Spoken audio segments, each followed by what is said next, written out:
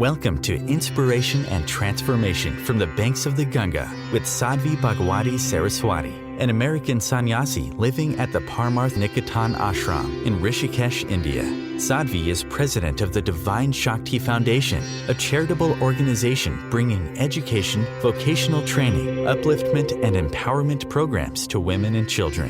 Sadhvi is also Secretary General of the Global Interfaith Wash Alliance and Director of the world-famous International Yoga Festival. Join the musings of an American sannyasi as Sadhvi shares the wisdom and teachings of her guru, His Holiness Pujya Swami Chidanand Saraswatiji. I know we're given these labels, and especially in the world of psychology these days, everything is about labels. But I would really try to avoid using them because you see, the minute we say, I come from a dysfunctional family, I've already put a label on it. I've already named it for what it is. And I've essentially removed any possibility that this family could be anything else. Yes, families have issues because families are made up of people. People have issues. You put a bunch of people together, especially under one roof, especially dependent upon each other. And those issues are going to interweave and intertwine and cause challenges. Sometimes in families, the challenges are less because the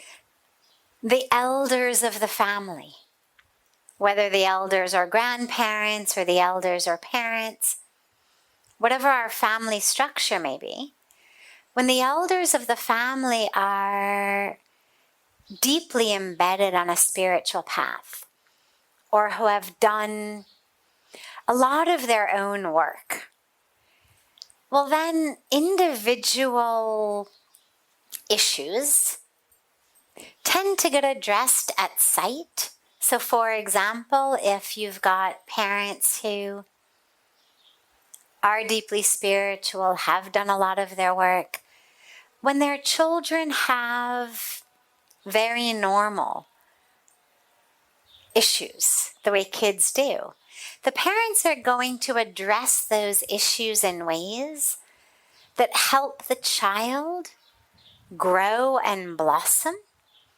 rather than which end up creating pathology in the child. So they're not going to end up suffocating or suppressing or oppressing the child. They're not going to withdraw love from the child based on what the child does. They're not going to compare the child to others and say, why aren't you more like so-and-so? They're not going to threaten the child. They're not going to say, shape up or ship out.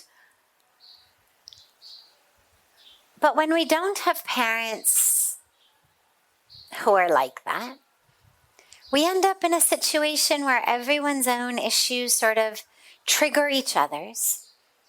We feed on each other's issues, and things just get worse.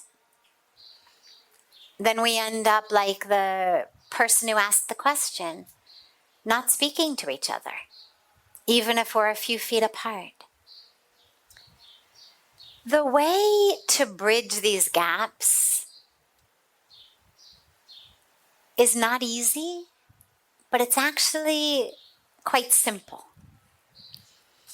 Pujya Swamiji speaks about the ego as the capital I. It's a very beautiful, he's got this incredible way of taking very complex topics and giving them in easy to remember, cute ways. Those of you in the Aarti heard him talk about how, we've got everything set, but we're upset.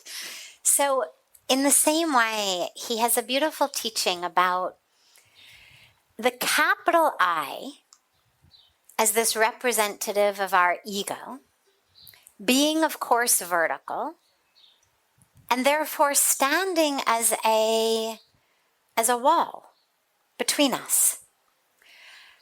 But if you take that capital I, that vertical I, and you quite literally bend it, it becomes horizontal. And when the I becomes horizontal, in and of itself, it's a bridge. And I've always loved this teaching. I still remember when I heard him say it the first time 25 years ago. Because when we're standing in our egos, the I am right. Why should I say sorry? Why should I budge? Why should I sacrifice? There's really, if you're mindful of the physical body, if you're somatically aware of the body itself, of the energy of the body, of the breath in the body, what you find is there is a tightness and a tension. There's a sense of like, this is me. Why should I budge? Why should I bend? Why me? And it's so interesting because if you notice, the more we stand like that, the less fluidity there is in the body. You end up where from the top to the ground, you're sort of in one, it's like more like a 2x4 than like a flowing, fluid human being. Because we're so stuck in holding ourselves as this solid being who deserves to have things go their way, who deserves not to have to bend, not to sacrifice. We end up losing our ability to flow at all, and you end up quite literally with physical pains in the body, neck issues, shoulder issues, back issues. You end up with issues in the energetic flow of the body. The energy gets stuck. We end up with digestive issues, circulatory issues, all sorts of issues in the body. We end up with issues in our breath. So many of us have forgotten how to exhale. We're really good at the inhalation. But we have forgotten actually how to exhale. And it's in an exhalation that body goes back into a state of flow. Right? The inhalation, we're fill it all up. But in the exhalation is where we actually are letting go. So if you find, whether it's with a family of origin, a blood family, a marriage family, or even in a community, a work community, a living community, or any kind of community, that this space has grown, this unbridgeable space. Ask yourself, what would happen if I exhaled and I became a bridge instead of a wall? So many of us think that in order to protect ourselves, we actually have to not give in. We think that somehow if I say I'm sorry, if I let go, I'm going to be weak, I'm going to be a doormat, people are going to walk all over me. And it's one of the greatest and most tragic myths. Letting go is strong, not weak. Because what it means is I've got enough inner strength that I don't need to hold on to what restaurant we're going to eat at, how you load the dishwasher, how you dress, how you act, how you speak to me, in order to have strength. That my strength doesn't need to come from being right. My strength doesn't need to come from pushing away at the world. I've got enough inner strength that, you know what? We can load the dishwasher your way, and I'm still strong. We can go to your choice of restaurant, and I'm still strong. We can do things your way, and I'm still strong. Like, I don't need that. I don't need to win this fight in order to have self-esteem. You know, people say sometimes, well, how do I maintain my self-respect if I'm always giving in? As though somehow myself is separate from you. As though somehow my self-respect comes from pushing you away. My self-respect isn't about that I was right, about how long it was going to take us to get from point A to point B, or that I was right about this thing or that thing. My self-respect comes from knowing that self, comes from knowing who I am, not in relation to you, not as the one who beat you or the one who showed you. Self-respect is never that which we get in contrast to another being. Anyone who feels self-respect because I did better than you, that's cheap. That's really cheap, and it doesn't last. It's not real. Self-respect isn't about I beat you. Self-respect is about who I am as a being is divine. I can feel that presence of the divine in me. I can feel that connection to consciousness. I know it. That's what self-respect comes from. Who I am is consciousness. Who I am is divinity. Who I am is love. That's what it comes from. It's not about what grade I got on the exam or, what I'm doing in the office place. It's about that core of who I am, and it's about knowing that each and every day I'm doing the best I can. I'm living in alignment with dharma as best as I can. Whatever dharma means to me. Living in alignment with honesty, integrity, compassion, generosity, caring, truth. I'm living in alignment with it as best as I can. That's what it comes from.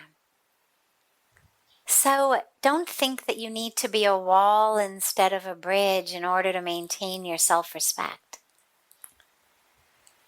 If you can be a bridge, you're doing God's work on earth. You are uniting. To unite is yoga. What you're doing is yoga. Normally when we talk about yoga and union, we talk about the union of my breath to my body, my mind to my muscles, my individual self to the divine self. But if you can use your life to actually be a bridge that brings union to others? What a beautiful yoga. This is why we bend. It's why we bend, we bow. When we bow, we bend. The highest form of respect is what we call Dandavat Pranam. Literally lying on the ground. Why? No guru worth their salt cares that you're lying on the ground. It's not that the real gurus are waiting for you to lie on the ground in front of them. It's not that God loves you more if you're lying on the ground. We lie on the ground to offer that ego up, to surrender it, in the awareness that you can bless me, grace me, teach me, show me, only when there's some flexibility in my life. There's a beautiful saying in Hindi that says, Jukta to wo hai, jisme jaan hota hai. Akkad to murde, pehchan hote hai. And it means the one who bends is the one who is alive. The only thing that is rigid and non-bendable is a corpse. And so if you bend, know that you're alive. If you can't bend, there may be breath in your lungs, but you're essentially a corpse.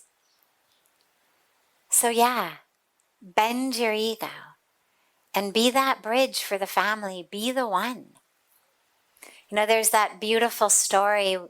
I won't go into the details now because I wanted to be able to take some other questions, but there's the beautiful story of the churning of the ocean, right? The manthan between the beings of good and the beings of evil, right? The devtas and the asuras. And they're churning the ocean for this nectar of immortality. But what comes up first? Poison. And of course, if the poison isn't taken, they can't keep churning. The poison has to be dealt with before they can keep churning. But obviously no one wants to go near the poison. So they go to Bhagawan Shiva. Do something. Help us. You are Mahadev. Help us. And so Bhagawan Shiva drinks that poison, not swallowing it though, so that it does not destroy the universe within, but also not spitting it out so it doesn't destroy the universe outside. And it's such a beautiful teaching for actually what our families, both our nuclear or extended families, as well as the greater family, needs from us. To be that one who is prepared to bend their ego, to become the bridge, to drink the poison knowing it's not going to kill me. I don't have to swallow it. I don't have to let it fester inside of me and kill me. But I also don't have to spit it out on all of you. There's actually a third option.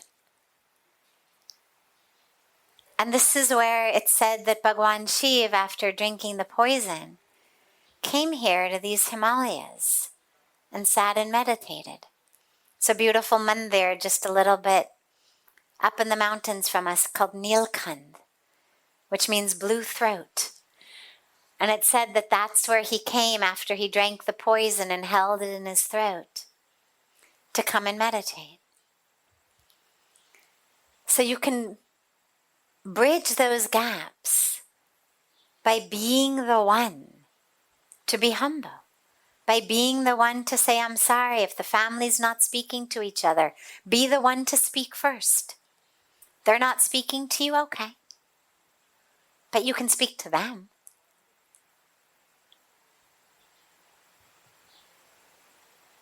Be humble. They may not speak to you immediately. Keep speaking. Keep speaking. Eventually the ice will melt. Doesn't happen the minute the sun comes out. Takes a little bit of time. But let that love of your heart be that sun that melts the ice. And then you can be Mahadev, the great divine being for your family. Conscious media for conscious minds. OMTimes. Humanity Healing International is a small nonprofit with a big dream. Since 2007, HHI has been working tirelessly to bring help to communities with little or no hope. Our projects are not broad mandates, nor are they overnight solutions, but they bring the reassurance that no one is alone and that someone cares. To learn more, please visit humanityhealing.org. Humanity Healing is where your heart is. This is Kathy Beal, host of Celestial Compass, featuring astrology you can use. Celestial Compass points you to what's going on in the sky and what you can do with it down here on Earth. We also explore fun, effective, and cosmic tools for navigating this adventure we call life. Join me the first and third Monday of the month at 5 p.m. Eastern Time for Celestial Compass. It's enlightening, entertaining, and empowering. If I could be you, and you could be me, for just 1 hour. If you could find a way to get inside each other's mind. Walk a mile in my shoes. Walk a mile in my shoes. Walk a mile in my shoes. We've all felt left out. And for some, that feeling lasts more than a moment. We can change that. Learn how at belongingbeginswithus.org. Brought to you by the Ad Council. Walk a mile in my shoes. There's a couple different ways of looking at this. Whether it's your family, whether it's in a workplace, wherever it is.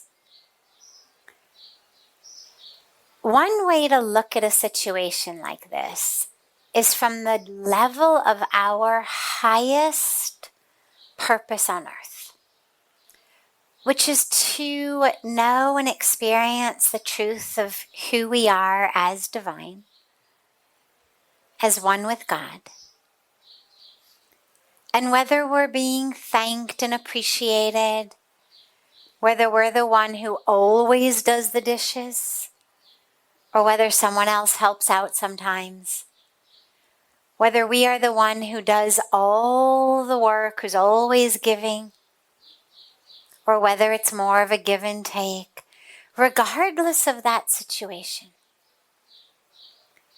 One way of looking at it is, well, the highest reason for which I'm here on earth is to experience the presence of the divine in myself, to know myself as one with the divine.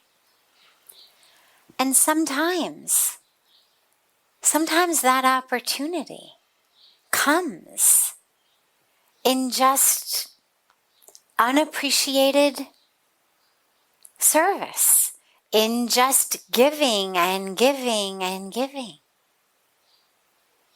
Unrequited love. The giving 100%, getting 0 back. Sometimes it comes in a whole variety of other ways. But from the level of the soul, and the reason for which the soul has incarnated, it has nothing to do with how much we're appreciated. It has nothing to do with how much we're respected. It has nothing to do with how the work gets divvied up 50-50 if there's 2 people, or, equally among 4 siblings doing chores. None of that has anything to do, from the soul perspective, of me attaining what I am here for. And so one way of looking at this when it is a family is to say, well, okay, so God has put me in this situation. The universe has put me in this situation. My karmic journey has put me in this situation.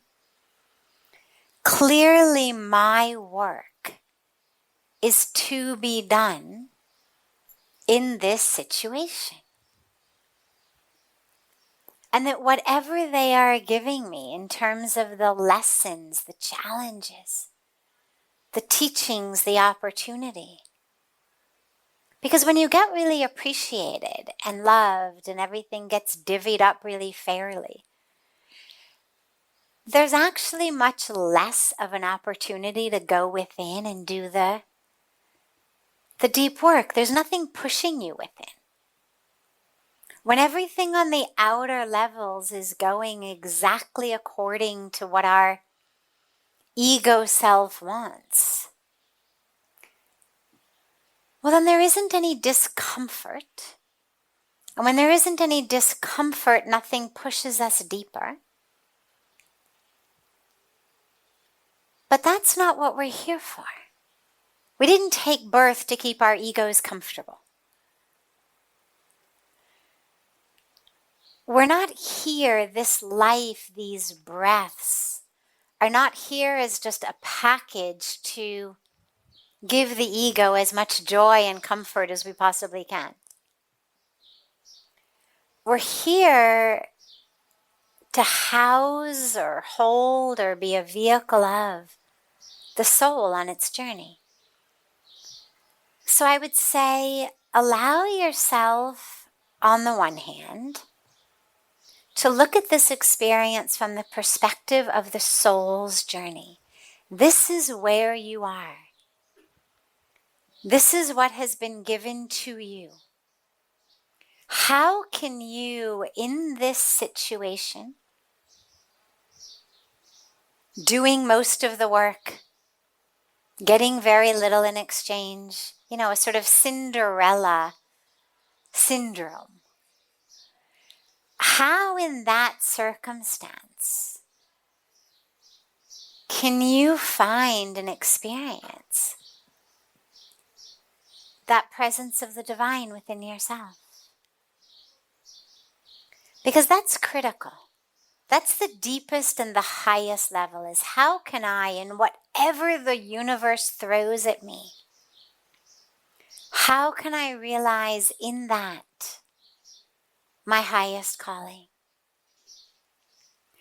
And then, of course, there's the level of what we could talk about as sort of individual dharma. And on the level of individual dharma, well, if you find yourself in a position of being the caretaker in your family, you can be pretty sure that some of your dharma, a part of your dharma, is being the caretaker in the family. That's why you have found yourself in that situation. So recognize that and embrace that. Okay, everybody's got a different dharma. People are here doing different things. We've got different skills, different abilities, different opportunities, different histories, pasts, circumstances, situations.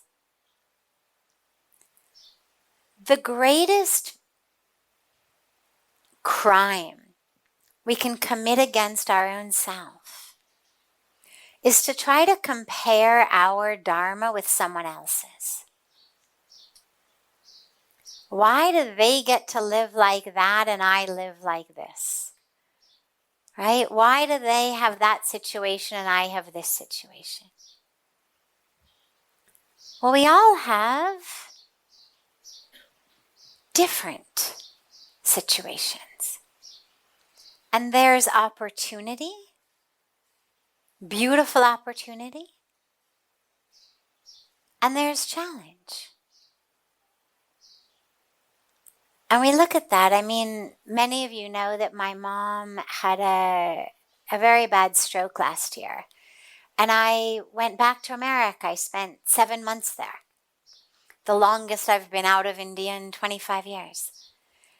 And then eventually at the end of that 7 months, when there was nothing that Western medicine could do, I brought her back here with me to India, back to the ashram. Now, if I had had 2 or 3 or 4 or even 1 sister or brother, or close cousin, sister, brother, the way that in Indian families it's all kind of one family with shared responsibilities, would it have been easier? Of course. Would it have been a lot smoother, a lot less stressful? Of course. And yet, it was very clear to me when I look back over the 51 years of my life that being an only child contributed to who I am in a dharmic sense on so many different levels. That there's so much that it gave me in terms of opportunity, experience. And yeah, this is one of the experiences and opportunities that only children go through when they're parents' age. Is there isn't this community of siblings or cousin siblings to jump in and share. And so when you find yourself in situations to really recognize, okay, so here's my dharma. And not to get into a situation of like, oh my God, this one's got, 4 brothers and sisters and they all live in the same city as the parents, making it so much easier. Not only is that useless, but it's actually very detrimental because it pulls you out of the ability to really anchor in your dharma. Then it makes life look like the whole purpose is just for life to be as simple and easy and, relaxed as possible. But we know that's not what we're here for. Or we all would have been, born into Club Med. Why go anywhere else, right? We would just be born there and our parents would live there and our whole life would just be, some expanding version of a global Club Med. But that's not what we're here for. And so when you find yourself as that caretaker in the family, recognize that your dharma is in there. So we've got the level of the soul in which any opportunity you're given is the opportunity in which you are supposed to connect with the divine, experience the truth of who you are. We've got the level of your dharma in which being able to do what you are doing is a blessing because it's enabling you to fulfill your dharma, which is the only way for you to ultimately attain, whether we say enlightenment or moksha or liberation, or even if we just say peace and joy in life. Because running away and neglecting our responsibilities does not bring peace. Maybe fine during the day when you can pretend that you haven't neglected your responsibilities. But at night, when it's time to go to sleep, it's going to eat you. It's going to eat you. And that's why whatever our responsibilities are, when we fulfill them, our duties, we actually feel so much more. anchored, grounded, calm, peaceful, connected. But then, of course, the last level is that aspect of your individual dharma that goes into another level beyond just you as a caretaker in a family, but that also goes into your particular path. Your yearning, that call of your heart to express your heart, to express your gifts, to express your love in the world. We all have a need inside to share who we are on a deep level, that love of who we are, that truth of who we are. Not just the divine in me that's the same as the divine in you, so there's really nothing to share because it's just, right, God telling God about God. But the level of our own individual karmic stories. There's a yearning to share that, to share our human heart, and to be seen. And if you're not getting that in your family, then I would suggest that you see where else you can get that. Doesn't mean leave the family, but it means are there communities, spiritual communities, meditation communities, communities of service that you can be part of, in which you can find people, friends, with whom you can share your heart and who can see you and feel you, and with whom you can feel seen and felt and connected. Because if you're not getting that in your family, then see where else you can get that. It's a critical form of nourishment. And so, first of all, from your side, try to give that love and give that seeing to others, to your family members, and to others. And then if you really don't get any of it back, it's okay. Our families aren't necessarily everything. It's why we have friends. It's why we have other communities. Find a community you can connect with. At the temple, in a yoga class, in a meditation class, in a kirtan group, in a volunteer organization. And just connect. Feel seen, see others. Have that sharing of your heart. And then I think you'll be able to find that this situation, first of all, it's most likely not permanent. Sadly, we don't have our parents forever. Assuming that we of course live to a ripe old age, chances are we're going to lose our parents significantly before that. So be grateful for the time that you have to be in service. And allow it to be your spiritual practice. Such that it's not about them appreciating you or sharing it, but it's just this is your spiritual practice.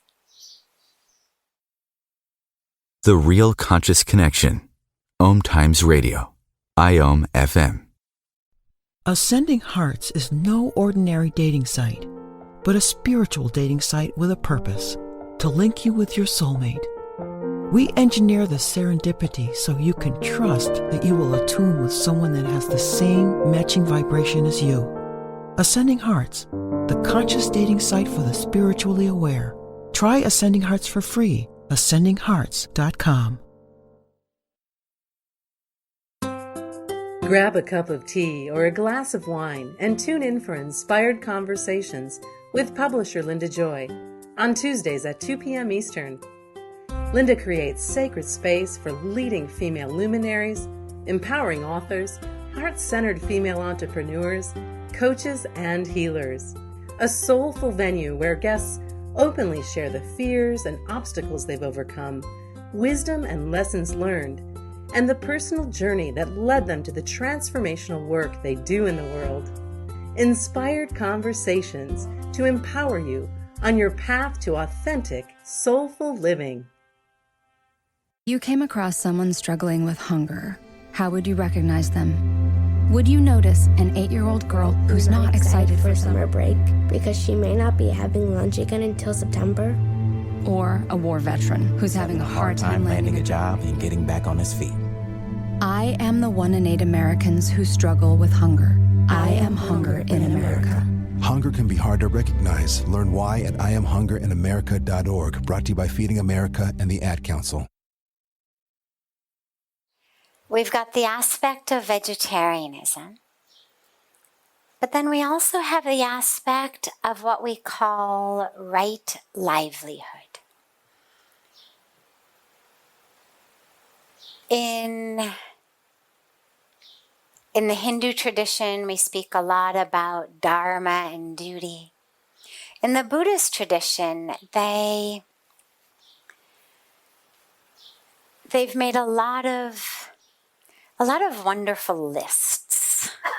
It's a very organized way of teaching a lot of the same precepts. And one of the lists is about how to live a right life. Now we have what we call yam and niyam. We have all sorts of tenets of how to live a dharmic life. In Buddhism, one of the really core precepts, along with, right speech, right action, is right livelihood. Now, in this case, Srila Prabhupada was the founder of the ISKCON movement. He was the one who went to America, carried this beautiful, beautiful divine teaching of Bhagawan Krishna to not just America, I think, but actually a lot of the West. Truly just beautiful, amazing seva. He went over there with, I think, nothing. And just through chanting the name of God, brought together so many people. And he taught the Bhagavad Gita, he taught Bhagavatam, he taught the life and the teachings of Bhagawan Krishna. And he taught a lot of really basic and core tenets and principles. One of which, of course, is that eating meat is, as the questioner said, wrong. Now, on a religious level, we speak about it being wrong for a variety of religious reasons. But what we now know, what we've learned in the many decades since Prabhupada Ji first went to America in I think it was the early 70s, is that actually the meat industry is probably the worst thing that you can do as an individual for the environment, for world hunger, for climate change. Animal agriculture, the actual industry of the production of beef, chicken, pork,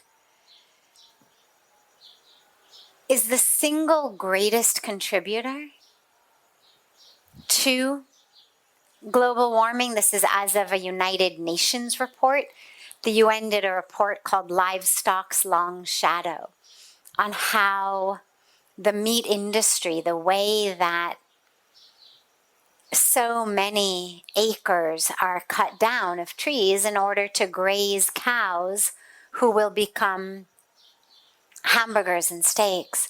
So this is a topic we talk about a lot in Satsang, so I won't go into all the statistics and facts and figures about it tonight. I'm sure within the last 2 weeks there will have been a Satsang in which I gave them, so they're all there, easily available. But what we now know since his teaching is that not only is it wrong on a religious and spiritual level, but it's even wrong if you consider yourself an atheist. As long as you understand and believe that other humans are sacred, or at least worthy of your care, as long as you believe that our natural world, our air, our water, our trees are worthy of your care, as long as you believe that children and grandchildren today and future generations should have access to a world with clean air to breathe, clean water to drink, food to eat, vegetarianism is the only choice. But the question isn't about what to eat. The question is about making a living as a food delivery person who's delivering non-veg food. Now, when you look at dharma and you look at duty and you look at right living, you have to take things woven together. So, for example, if you have a duty to children at home or parents at home who are financially dependent on you, you are the sole bread earner of the family, you've got to make a living. Now, if being a food delivery person is the only way you can make a living and feed your family, then you don't actually have the luxury to say, I'm going to let my children starve because I don't want to make a living like this. I think in the hierarchy of dharma, letting your children go hungry is more against dharma